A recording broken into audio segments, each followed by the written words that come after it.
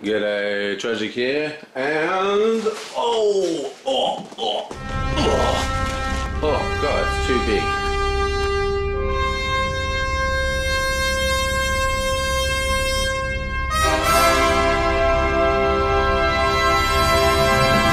Massive. Right, so I knew what's in the box. What would this be? Who knows? Something awesome, I hope.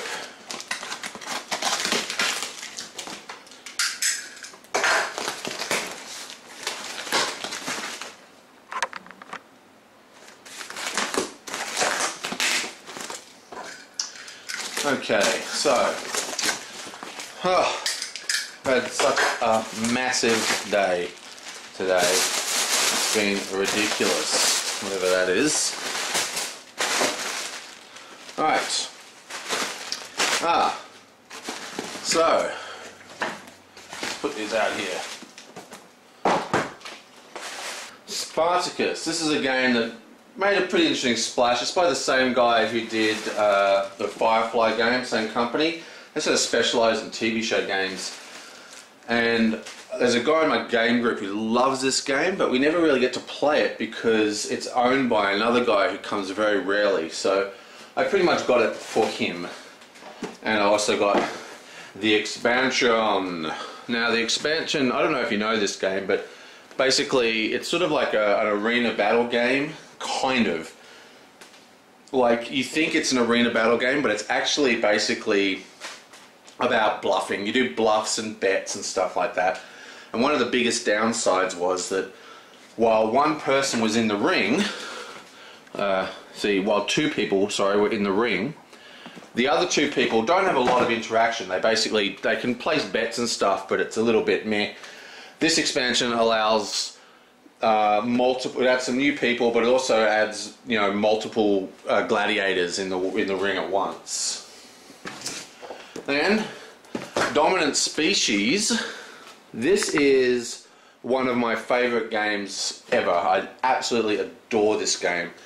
I gave it away to a friend of mine. Like, a friend of mine came down and we played it. He really liked it, so I gave him a copy, and this is just to replace it for me because I couldn't live without it. Quarto. This is a game based on a really famous comic, which I quite like. It's also, I collect comics, by the way. It's also an interesting game. It uses unit offers and stuff. It's quite an interesting little game. I don't really know how good the game is going to be. I just it's packed upside down. That's not a good sign.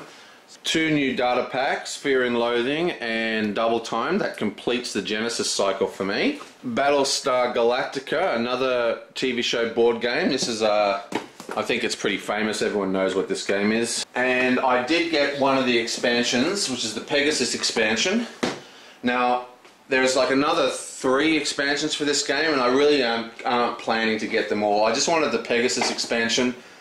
It comes with the plastic battle stars and does add some cool stuff like the Pegasus ship, obviously, but I really don't know if it's necessary to get all the expansions to this. I might at one stage. And finally, the big mother.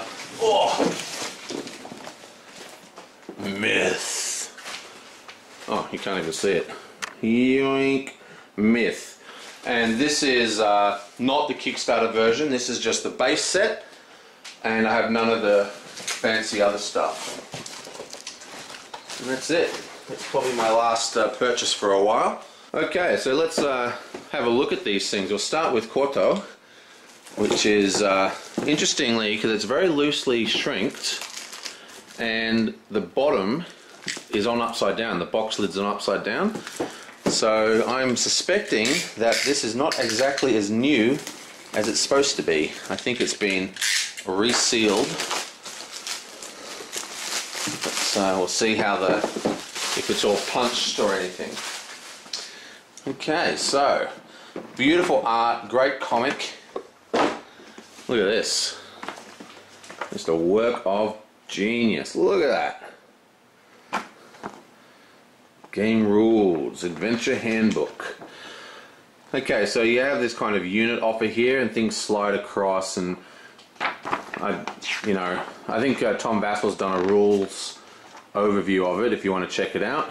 Look, I love this comic. And I really don't know how good a quality this game is as a game. I haven't heard much buzz about it, but I just couldn't pass it up because of the actual lineage, if you know what I mean. You know, the artist and just the history of the characters, because I love the comic so much.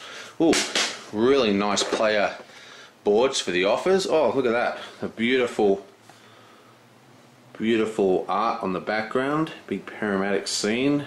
Oh. Wow, this looks really good. And lots of little chits with interesting, where most companies might use stickers, it's actually got inlaid dyed stencils on them. It's pretty cool. And I thought there was a whole heap of cards. Oh, here they are. Well, donk. And they're not cards. Yeah, they are cards. Big cardboard blocks which tell the story. Ooh, it's in French. Okay. Let's just see if this is in French.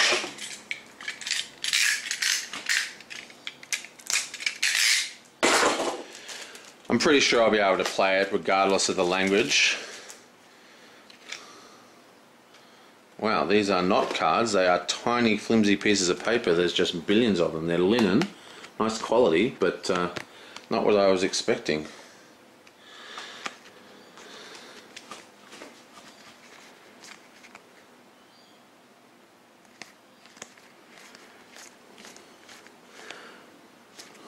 Awesome.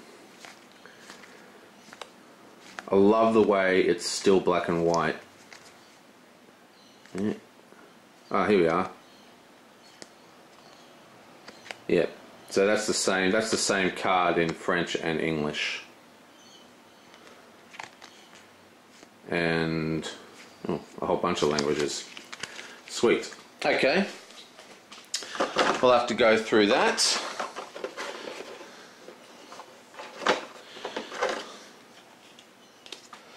A note to insert manufacturers. Take a look at this insert. Oh wait, it's the same problem they all have. Damn it. Ooh. Look at these busts. Wow, I've got to paint that. And leave it to my never-ending list of stuff that I need to paint. Oh, and here's the guy. Wow, look at that. That's gorgeous. Well, so that's that game. Can't wait to give that a test drive. And we'll see how it all puts together. I'm surprised. This is they always make boxes so large nowadays. There's no need for it to be this big. I mean, I like the nice big game rule book. That's beautiful. But still, I wonder what this adventure mode is. They're like different scenarios that you can play. Awesome. Well, that's Quarto. Fantastic game. Super, super excited for that one. I'll do the 2 Android packs in their own unboxing vids, you know, going through the cards and stuff. Oh, Myth. Now, Myth is a bit of a beast. We're not really going to. We're just going to have a quick look inside. There's too much stuff to really, look at. It's a massive game with some kind of convoluted rule systems inside it, but it should be pretty cool. And this will be one to play on my channel and get taught how to play by my YouTubers, because I'll probably get a billion things wrong because it's very complicated. I mean, look at that. That's a manual, guys. That's a manual. Okay, beautiful pieces. These lovely dungeon boards. Look at that. and a whole mass of minis.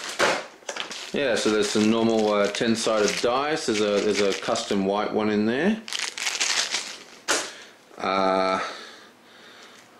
Lots of awesome stuff in here. Sweet. Some little mini cards. Player boards. And more dungeon tiles. But this is a game to speak to the future, so to speak. And what I mean by that is that it's not, you're not buying it for this game. This is just like a starter set, basically. There's already like 3 or so expansions in the pre-order lists, you know, that you can get. I know that the Kickstarters have already got them. But it's going to take me a while to get into this. I don't know when I'm going to have time to do this. What I'm hoping is that there's someone, maybe Kalmasar. I hope Kalmasar gets it so I can watch his Let's Play. Anyway, Myth. Very exciting. That's my latest dungeon crawler. I'm a big fan of dungeon crawlers, and this is, of course, a fully co-op fantasy game. So that'll probably get to the channel. Dominant Species, arguably my favourite game when it came out. This is a GMT. GMT are like god games. Like almost every game they make is just fantastic. I'm a big fan of Distant Plane and Andean Abyss from the Coin series that they do recently. Plus Secacaria, or whatever it's called. I can't remember what it's called. This baby here, I mean, that is like one of my favorites. Another GMT. GMT just makes solid stuff. I mean, if it's a GMT game and you're even remotely interested in it, buy it. Now, this is a worker placement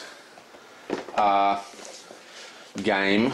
Worker placement, it's got a bit of area control in a way, but it's really about the workers. Now, you're going to see one coming soon because I'm going to do one for Ancient Terrible Things, but I'm going to start doing more reviews because the playthroughs just take so much time.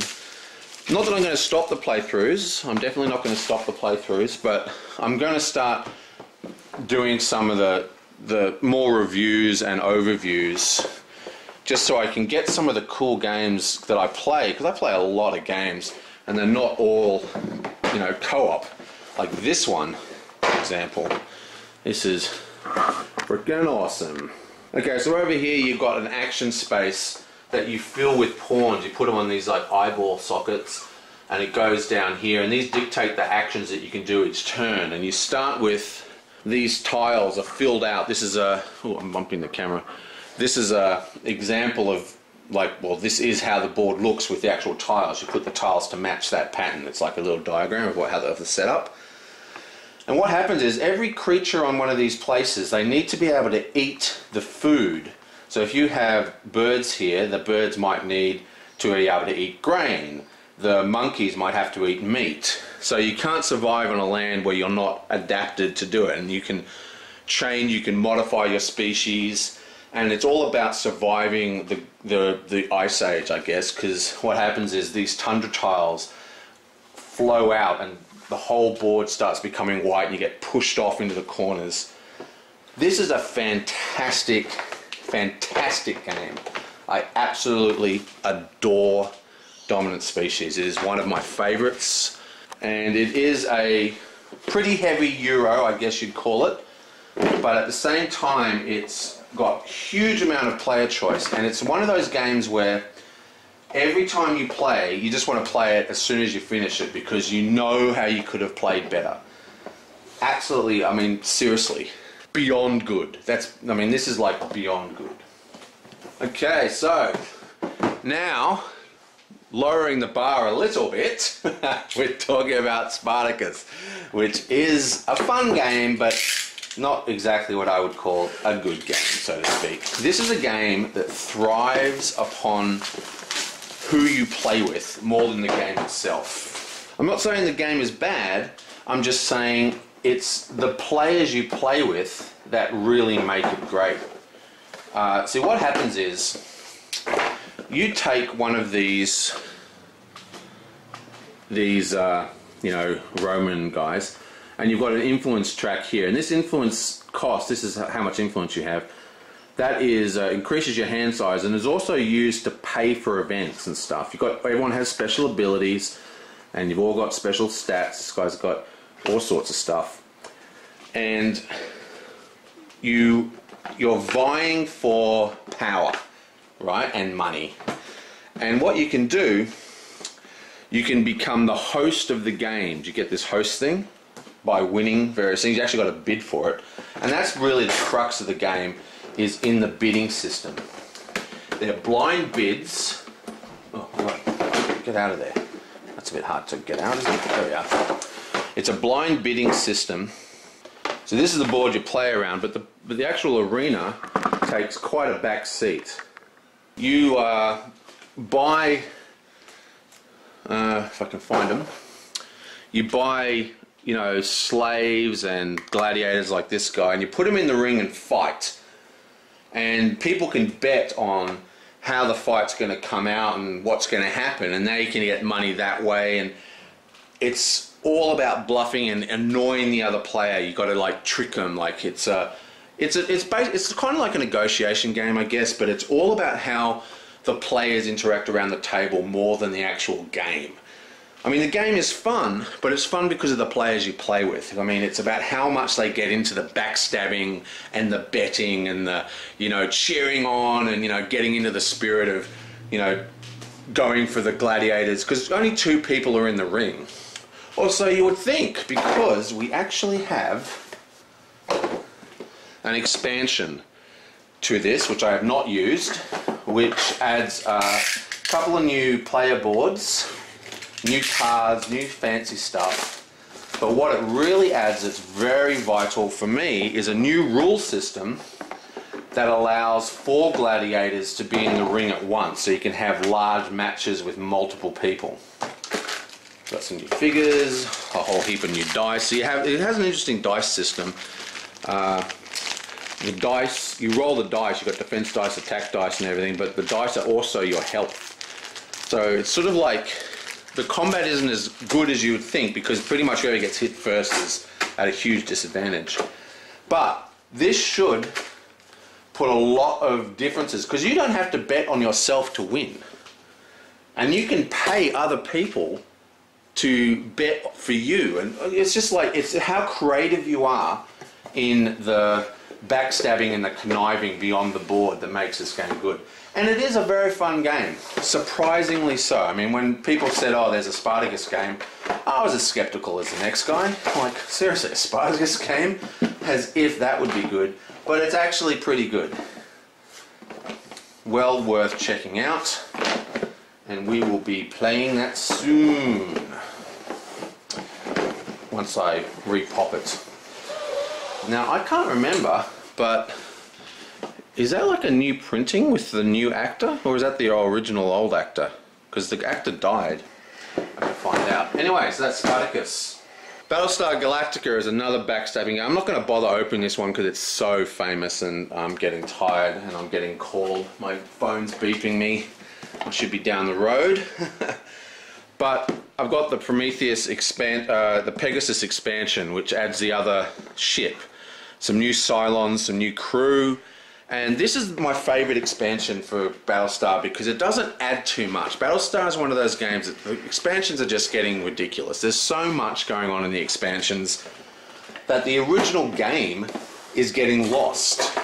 It's becoming what makes the game like Spartacus, for example, which is similar about backstabbing and conniving and planning. What makes Battlestar so engrossing is that it's quite easy to play. The mechanics are simple, which allows all this time to, all this, you know, player time to explore the backstabbing and the, you know, the mystery of it. But if you put in like all 6 expansions or whatever there is now, it just gets so bogged down, and you know, it's not like diluting the concept because there's no dilution in this game, but the core thing about the game gets lost in all the intermingling mechanics. But the Pegasus expansion is a very good expansion. It actually just adds just a little bit, adds some extra stuff, but doesn't add all these ridiculous things that just completely take over the game. So this is literally an expansion, okay? This is just more of the same. But their other expansions are really different games set in the same setting, in a way. Anyway, so that's the new things, and I'll see you next time.